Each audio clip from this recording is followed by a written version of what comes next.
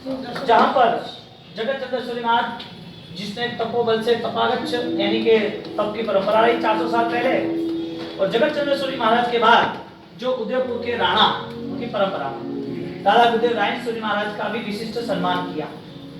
तो वो रिचर्ड तीर्थ उदयपुर की सौर्यवंती भूमि का श्रृंगार है। तो वहां पर हम वंदन करके आगे बढ़ते हैं।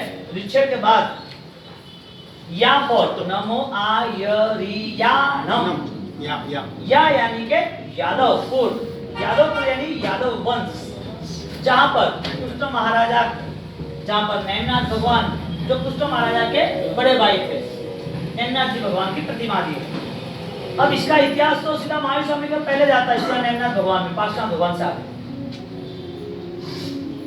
कृष्ण महाराजा उन्होंने तय किया था, उनकी बेटी को कहते तुझे रानी बनना कि दासी बनना।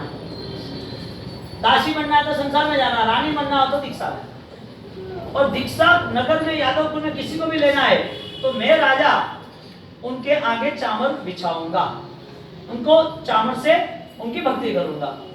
तो कृष्ण राजा वो धर्म प्रिय थे। अब कृष्ण महाराजा वासुदेव थे।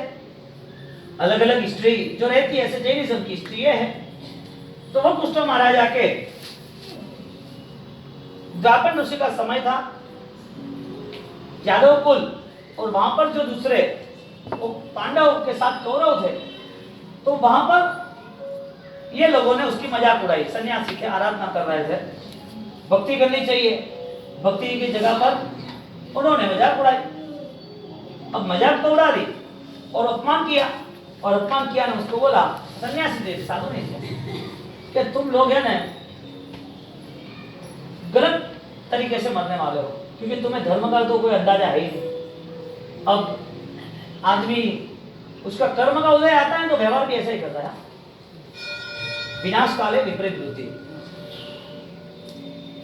उसका गलत रास्ता चुनने का वजह यह था कि उसको वहां पर गलत होना ही है। ज्ञानी के साथ जुड़ा हुआ, ज्ञान से जुड़ा हुआ, धर्म से जुड़ा हुआ गलत रास्ते से मुड़ता है। गलत रास्ता मीठा होता है, लगता अच्छा है, लेकिन खाक कर देता है जल्दी। अब यहाँ पर साफ तो हो दे दिया उनको कि तुम लोग जल्दी खाक हो जाओगे, तुम रहोगे नहीं।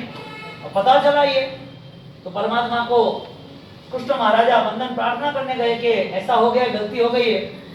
तो कोई कितनी भी गलती हो, यदि धर्म करने का मन है तो वो बचा जा सकता है, धर्म नहीं रहेगा तो तकलीफ है। अब यहाँ पर मंगल आमिल शुरू किए। गांव में आमिल रुकने नहीं चाहिए, तो सबके आमिल हर घर कुछ भी 2, 5, 10, 15 एक भी होना चाहिए। आमिल उत्कृष्ट है। जो काम पैसा, पब्लिक, दिमाग, चतुर, जो काम वो व्यक्ति नहीं कर सकता, वो काम सूक्ष्म आराधना कर सकती है, इनर पावर कर सकती है। हमें पता नहीं है क्या है, लेकिन आमिल वाक्य निजा का कार्य है। जिन जिन लोगों ने तपस्या में मन लगाया उनकी दवाएं तो दूर हुई, लेकिन प्रसन्नताएं बढ़ी और धर्म का प्रभाव भी दिखा। धर्म आज ही है। ज्ञान की प्रतिभा, ज्ञान के साथ जुड़ी हुई श्रद्धा, उसका रिजल्ट आज ही है। और वो तो व्यवहारिक जीवन है। थोड़े दुख दूर हो गए, शरीर अच्छा हो गया, दवाई कम हो गई, कोई पैसा नहीं आया था आ गया, कुछ काम रुका था, ये तो बहुत 1% रिजल्ट है।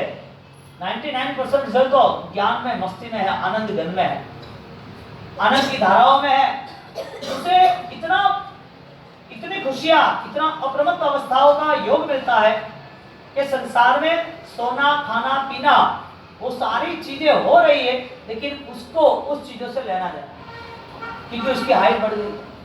अब तपस्या चलती रही, मंगल चलता रहा, एकादशा आमिल सबके वहां चलते रहे। 12 साल तक द्वारिका नगरी सुरक्षित रही। वो देव था, वो मर गया था, ऋषि, वो द्वैपायन ऋषि मर गया था, वो देव बना था, और बदले की भावना से सोच रहा था कि ये द्वारिका को जला के खाक कर दूंगा। द्वारिका नगरी नैमिनाथ भगवान की दीक्षा हुई, वो निकल गए। कृष्ण और बलभद्र बात है। अब 12 साल तक आमिल चले। वो वेट कर रहा है कि कब उसको खत्म करूं। जीवन में कभी भी तपस्या से मूड नहीं मोड़ना। क्यों नहीं होती है उसके लिए समाधान मांगना, लेकिन कैसे करेंगे, अब अनुकूलता नहीं है। तो ज्ञानी भी सोच रहे कि रिजेक्ट पीस है, निकालो यहाँ से। इसकी कैपेसिटी नहीं। सीधी बात है ना, आपने समझो गुड़ का व्यापार है और गुड़ को सड़ा हुआ तो क्या करेंगे? आपकी इमेज है, आप नहीं दोगे कि ये नहीं देना। कई गरीब हो गया, गाय को खिला देंगे, कोई दान में दे देंगे। आप रिजेक्ट पीस को कैंसिल कर देते हो। जैन शासन की गरिमा है। आप यदि जैन शासन के सामने खड़े नहीं रहे तो जैन शासन उठा के फेंक देगा और वापिस आना ही नहीं उसको, क्योंकि तुम्हारे पास जैनिज्म के लेवल पर, जैन दर्शन के लेवल पर अहिंसा, आपके पास प्यार, दूसरे के जीवों को समझना, दूसरे के जीवों को सहायता करना, दूसरे जीव मेरे जैसे है ऐसे ही उनके साथ व्यवहार करना, ऐसी सोच ही ना बने तो उसको यहाँ रहने का मतलब क्या? थोड़ा आयुष्य पूरा होगा लेकिन सोच नहीं बनी। यहाँ पर सोच सिर्फ आंबेडकर रही तो आंबेडकर की सोच के नाते सुरक्षा रही। अब सुरक्षा 12 साल तो रही। अब लोगों ने सोचा कि 12 साल तो हो गया, अभी क्या कुछ होने वाला है, इतने आंबेडकर क्या करना। धर्म अखंड रहता है ना तो ही फलदायी रहता। अखंड करो, कोई भी नियम रखो लेकिन अखंड रखो, मुझे करना ही है। अब 12 साल के बाद आमिल बंद हो गया। एक दिन आमिल नहीं हुआ और उसने नगरी जलानी शुरू कर दी। किसी का बचकान नहीं था ना, इसके लिए घर में बचकान रहना जरूरी है, किसी को अंतराय नहीं करना। और हमें खुद को भी, हमारे जीवन को भी अंतरायों से दूर रखना हो, कर्म से मुक्त करना हो तो हमारे जीवन में तपस्या होनी आवश्यक है। तपस्या महामंगल है। अभी दर्द तो होने वाला है क्योंकि दुनिया भर का कचरा और दुनिया भर का पाप सामने आता है। तो कोई बोलता है तपस्या नहीं होती है, सिर दर्द होता है, पैर दर्द होता है, कुछ दर्द नहीं होता है तो फिर बिजनेस, घर, दुकानदारी, संसार, व्यवहार वो पकड़ लेता है। कोई व्यवहार बनाता है कि मुझे उसके पारने में जाना है, तेरे स्मशान में आ जाएगा, क्या करेगा? तेरा पालना ना रहेगा। आयुष्य का कोई भरोसा नहीं है, वो फाइनल है।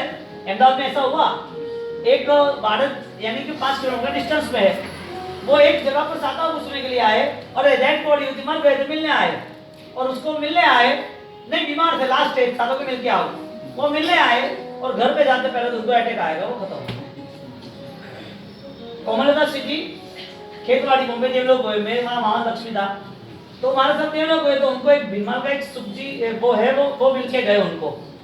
तो भारत नगर और खेतवाड़ी सिर्फ 5 मिनट का डिस्टेंस है, पैदल चलते तो ज्यादा नहीं। अब वहां से वो मिल के दर्शन करके आते हैं, स्कूटर पे आए, स्कूटर पे आते स्कूटर पे ही अटैक आ गया। किसकी पालकी, किसकी स्मशान यात्रा और किसके भरोसे? Nothing else. आप जो सोचते हो होता ही नहीं। ऐसी बहुत सारी घटना आपके आंखों के सामने है। कोई आपके लिए, आपके वहां देने आता है, कोई लेने आता है। कर्म का पूरा व्यवहार अलग है। बॉम्बे में रिलायंस में एक लड़की की कोई गलती हो गई, उसका 12 दिन का बच्चा था। तो पता है कि घर में 40 दिन तक सब शुद्धि रखनी ही चाहिए, धर्म है। अब ये सब कि ऐसा नहीं वैसा नहीं है, उनको अभी संस्कार को लाना कहाँ से, मानना चाहिए ना पेरेंट्स का। और पेरेंट्स भी वापिस धर्म में होने चाहिए ना।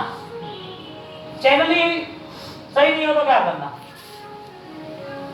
12 दिन 15 दिन हुए और उसने तो सब जगह हाथ लगाना शुरू कर दिया, सब गद्दी पे बैठना, ये ड्रॉवर वगैरह। उसकी मदर ने बोला कि अभी छोटा बच्चा, अभी 40 दिन तो पालन करो। उसकी माँ ने बोला तो करेंगे, ठीक है। क्या पता उसको चक्कर आए, वो गिर गई और जैसे गिरी ऐसा क्लॉट हुआ। अस्पताल में 4 दिन रुकी, लास्ट स्टेज पे 10 लाख का इंजेक्शन दिया कि क्लॉट कैसे क्लियर हो। समाप्त। बेटा 12-15 दिन का। संसार ऐसा है, ऐसा क्यों होता है? नहीं होना चाहिए ना। किसकी गलती थी? ये गलती किसने की? वो तो गई, उसका बेटा 20 दिन के बाद वो भी गया। कैसे रहे मां के बिना? कर्म के उदय आते हैं। धर्म छोड़ा तो द्वारिका नगरी जलते खाक हो गई। यहां से वो निकले, कृष्ण और बलदेव वो निकल गए और पूरी नगरी जल के खाक हो गई। नेमनाथ भगवान ने रास्ता दिखाया था, ये तो धर्म तत्व जया। जहाँ धर्म होगा वहीं जीत होगी। और धर्म करना है तो पहली शुरुआत क्रिया से मत करो, पहली शुरुआत इंसानियत से करो, मन को साफ करने से। जितना मन साफ होगा ना, इतना आनंद बढ़ेगा। कुछ लेके आए नहीं, कुछ लेके जाने वाले है नहीं, लेकिन मन इतना दौड़ रहा है ऊपर लोगों के साथ, ये चाहिए वो नहीं चाहिए, ये घटना गलत है। तो नेमिनाथ भगवान के दर्शन करते, बोले नेमिनाथ भगवान की जय।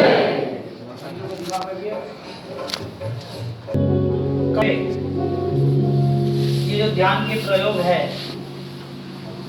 सुबह देवबंदन 8:30 से 9 में पूर्ण होने के बाद 9 बजे से 9:30 पौने 10 संपत्ति आते तब तक यहाँ पर 9 बजे हम महामंत्र के रहस्य और फिर ध्यान करेंगे। संपत्ति आएंगे तो फिर लेके आ जाएंगे।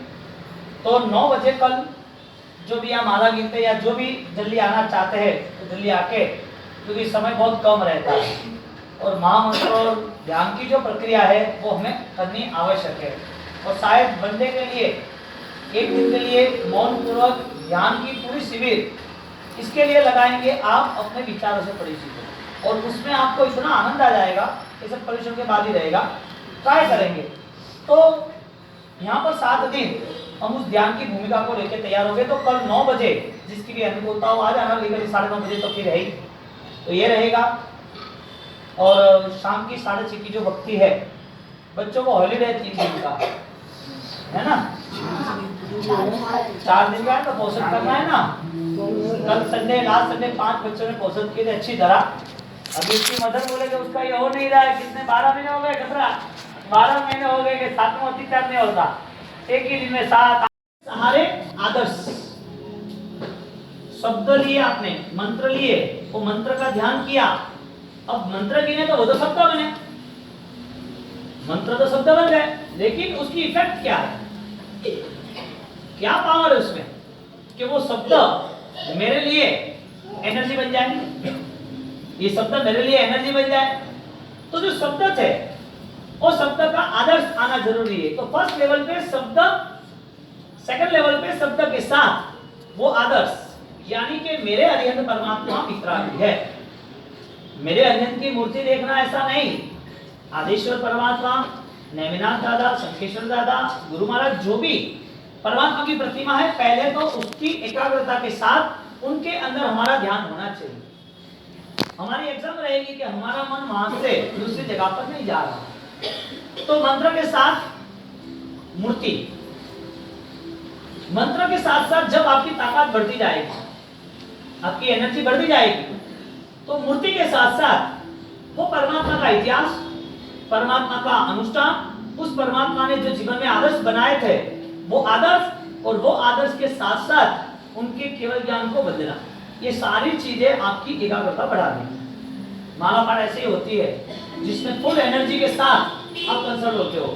और साइंस कह रहा है कि ये हमारा जो फिजिकल बॉडी है उसके आसपास ओरा सर्कल रहता है, एनर्जेटिक ओरा, वाइब्रेशन। गुस्सा आता है तो भी वाइब्रेशन है, माला ध्यान करते तो भी वाइब्रेशन है।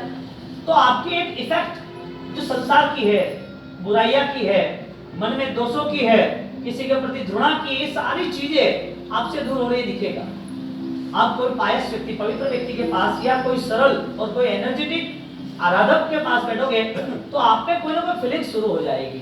क्यों? वजह है एनर्जी में एंट्री है।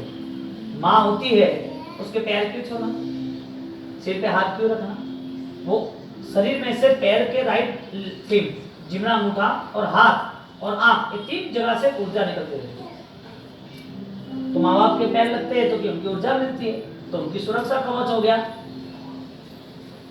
जो बहू है वो सास ससुर के और माँ बाप के तीनों को बैठते, क्यों? क्योंकि संसार की पूरी व्यवस्था, कुदरत की पूरी व्यवस्था वो मर्यादाओं के साथ जुड़ी हुई, और जो सत्य है उसे अपनाता है, उसको आंच आती भी। तो एक माँ बाप यानी कि जो गुजर गए वो, और दूसरा गुरु, गुरु के पैर क्यों छूने, अंगूठे, वजह कि भाई मुझे वो ऊर्जा मिले, मुझे पवित्रता मिले, जिससे हिसाब से मेरे जीवन में कोई भी बाहरी उपद्रव मेरे मन के स्तर पर खड़ा नहीं होता।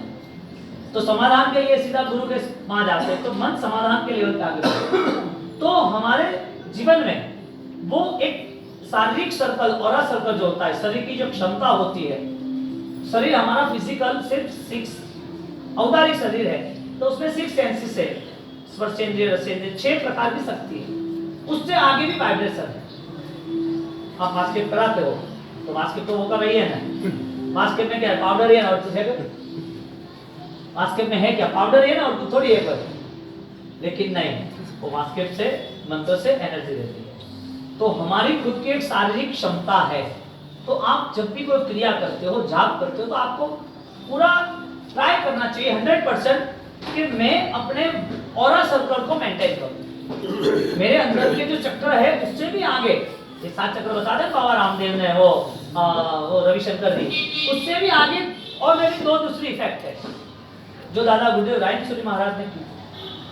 सिमन स्वामी तक उन्होंने वो मैसेज भेजा। तो ये सारा ध्यान का प्रयोग है।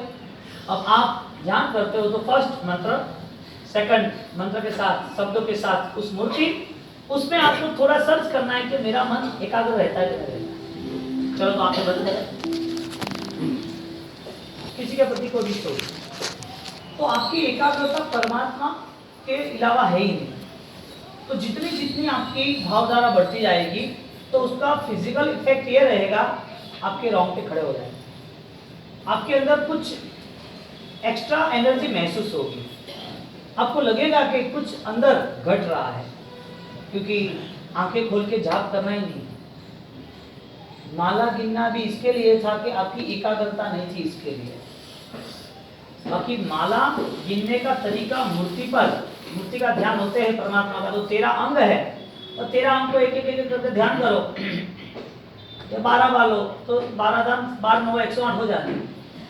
तो उस तरह 9 राउंड कर दे तो आप कहाँ जाना है ध्यान, एक चूक गए तो फिर पता ही नहीं चलेगा एक है दूसरा है। तो मानसिक स्थिति जितनी स्थिर बना सको इतनी बनाना चाहिए, ठीक है। अभी नमो हरियंताण में, नमो हरियंताण, नमो सिद्धाण, नमो आयर्याणम, आचार्य पद में न, यानी कि वो सग्रम नागल नागपुर तीर्थ, वो सग्रम पार्षनाथ भगवान, वो भाई लाओ तो वो करेंगे पढ़ना तो साथ सिद्धाचल कृष्णों की आशा के साथ पहला वो सग्रम तीर्थ यानी कि नागपुर का नमो आयरन का न के ऊपर जो वो सग्रम तीर्थ है, उसमें एक खेत में से 50 फुट नीचे से प्रतिमा, 50 फुट नीचे परमात्मा की पूजा भक्ति के लिए क्षेत्र देवता भी हाजिर है। नीचे धूप दिया नहीं होगा, लेकिन उनकी सुरक्षा करना वो भी उनकी भक्ति है। तो मूर्ति के रूप में भी दिव्यता है, हालांकि परमात्मा मोक्ष में है। तो मूर्ति के रूप में जो दिव्यता है, उस दिव्यता की सुरक्षा कई सालों तक 50 फुट नीचे जमीन में रही, और वो जमीन से बाहर निकलते तो लगता है कि अभी फ्रेश पीस है, हालांकि हजारों साल पुरानी। जब उसको लेके आगे जा रहे थे तो नागपुर में रुक गई। अब रुक गई तो सोचा कि यहाँ तीर्थ बनाना है। तो जहां पर खुदान होती है, तो खुदान के बाद जमीन के अंदर एक सांप बड़ा सा, और वहां एक दीपक चालू है। कैसे हो सकता है, जमीन के ऊपर इतनी मिट्टी होती है तो दीपक कैसे मिलता है? वहां पर सांप, जगह जहाँ प्रतिमा जी रुकी, भगवान रुके, वहां पर सांप था जमीन में खुदान करते वक्त कि भाई भगवान आगे नहीं जा रहे। तो वहां दीपक और सांप पड़ा, तो वहां से फिर वो सगरम पार्षनाथ भगवान, वो तीर्थ की महिमा रही, दर्शन कराओ, वो सगरम पार्षनाथ के भगवान जो भी आचार्य बोलते उसका कैसे सेफ बनाना है, तो उसकी पूरी तैयारी बनाता है कि जब पार्षनाथ भगवान जीवित थे, जब उनकी सेवा में, जब धर्मेंद्र था तो वो कैसे था उनकी सेवा में, वो तो ध्यान में थे, पार्षनाथ भगवान तो ध्यान में थे, उनको आगे पीछे क्या कपड़े धर्मेंद्र सोचितम, कोई उत्तर करने आया, कोई उसको लेना, तो सांप ने उनकी भक्ति का रूप बनाया, सांप ने तोड़ मरोड़ के। कहने का मतलब भक्त होता है ना तो भक्ति में कमी नहीं होती, बात ये। तो ये सारी जो हिस्टोरिकल स्टोरीज जो हमारे पास आ रही है, इसको देख के ये सारे विचार आने ही चाहिए, बरोबर। नागपुर, उसके बाद मोड़ासा, लो भैया थारे तो बजाओ मुझे मुंह पे। मोड़ासा तीर्थ के आदिनाथ भगवान करीबन 100 साल पुराने हैं, उनकी भी हम वहां बंदना। तीसरा तीर्थ आबू आता है, आयरयाण का आबू दिलवाड़ा। अब उनकी धर्म भावना देखे, आबू के परमात्मा, चलो अंदर आ जाओ लड़के, अंदर आ जाओ। आबू के परमात्मा और आगे आ जाओ। आबू के परमात्मा आदिनाथ परमात्मा विराजमान किए और नेमनाथ भगवान के उपासक रहे। धर्म की सोच जब बनी वस्तुपाल तेजपाल की साविका, उस साविका अनुपमा देवी। हाँ, अब धर्म की सोच बनी कि धर्म शाश्वत है, बाकी सब नाशवत है।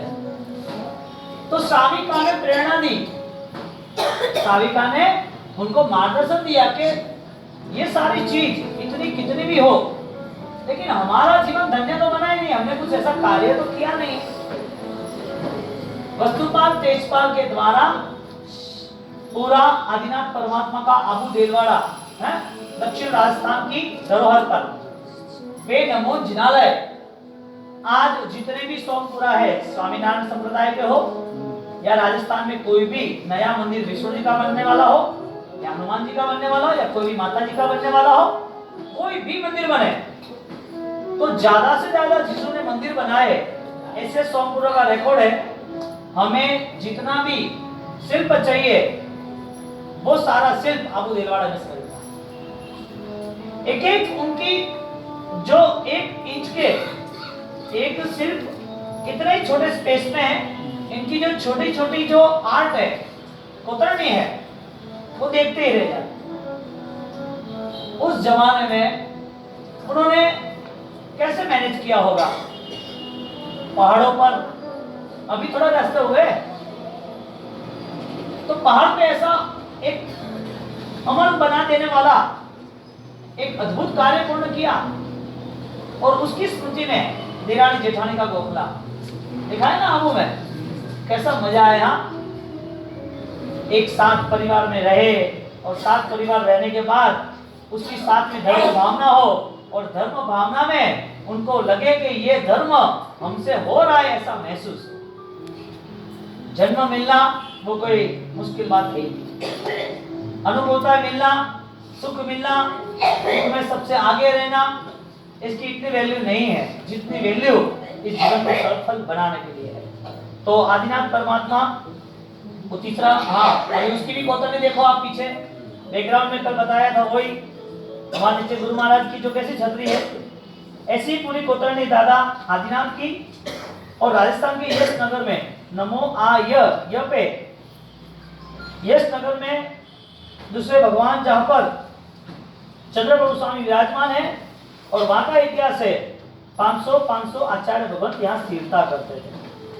तीसरे चंद्रप्रभु स्वामी यशपुर नगर के नमो जिनानाम और ऋषभ तीर्थ नमो आयरियाम बाद में आएगा, अभी इसके दर्शन कर ले। नमो जिनानाम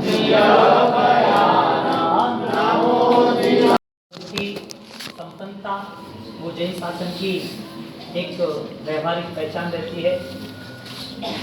आचार्य आयरियाम यानी आचार्य, आचार्य शब्द आचार पालना से संपन्न हुआ है और आचार पालन करे करावे अनमोल पाले पलावे पंचाचार। तो 5 आचार जो जैन शासन की एक विशिष्ट पहचान और विशिष्ट महिमा का उद्घोषण है।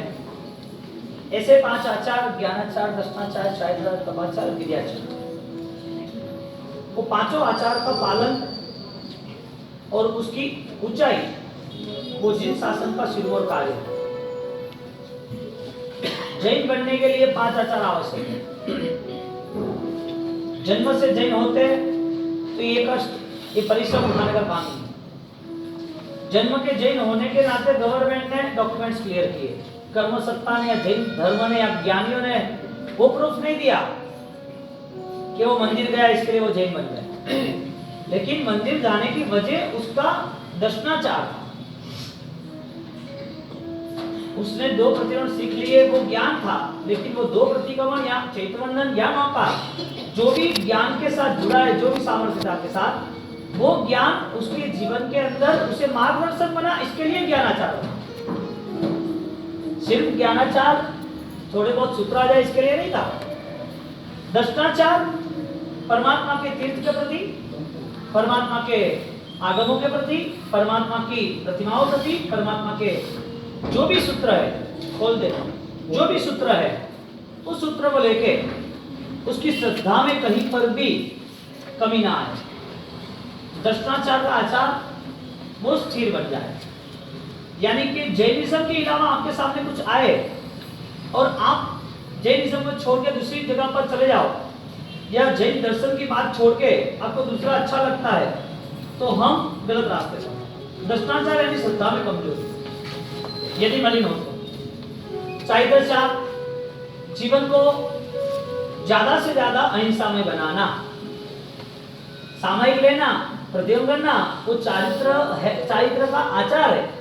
लेकिन चारित्र की सफलता तभी है जब मन में सबके प्रति प्रेम भाव रहे, यानी कि आचार करुणा के साथ जुड़ा है। चारित्र पालन यानी जीवदया का पालन, सामायिक जीवदया का पालन, प्रतिगमन प्रायश्चित का कारण, औषध, श्रमण जीवन, सचखान, वो सारे आचार है, चारित्र के आचार है। तो जो चारित्र का हिस्सा बना, वो चारित्र का हिस्सा इसके लिए बना था कि बाय द हार्ट, हृदय से शुरू हुआ ना।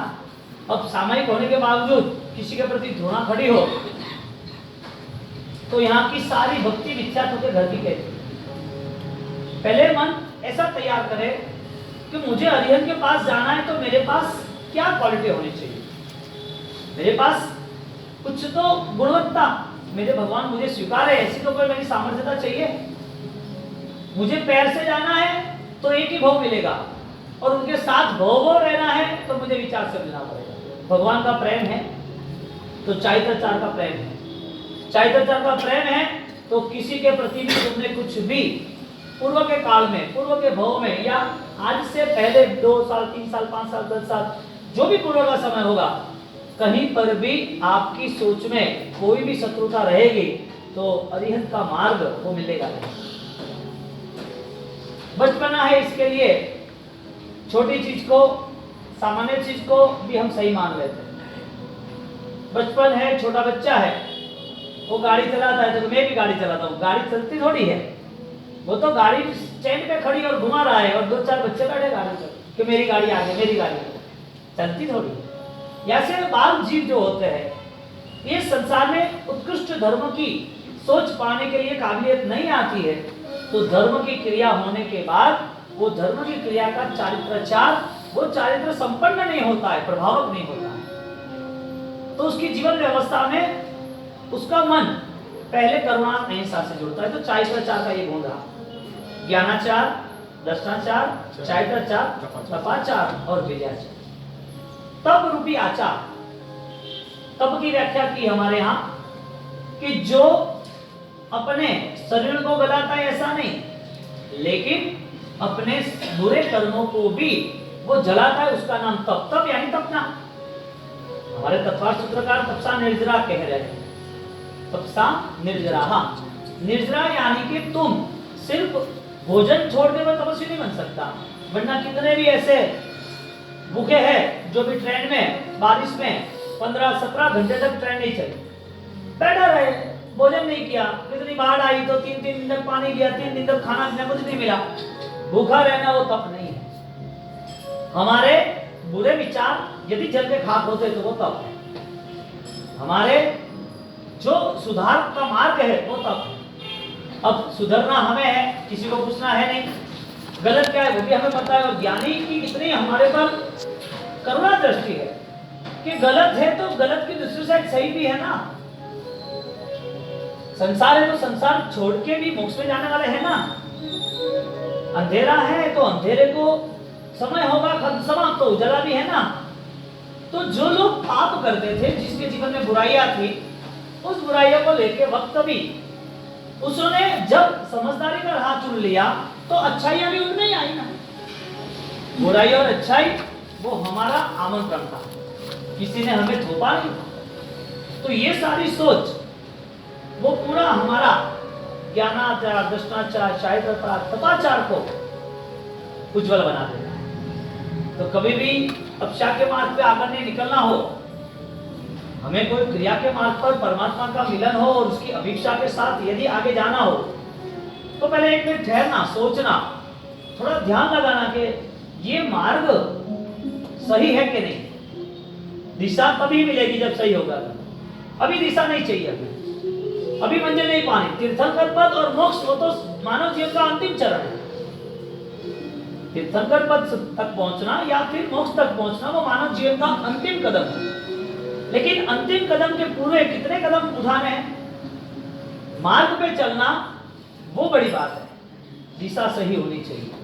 आज नहीं तो कल उस मार्ग यानी कि मंजिल तक पहुंचे।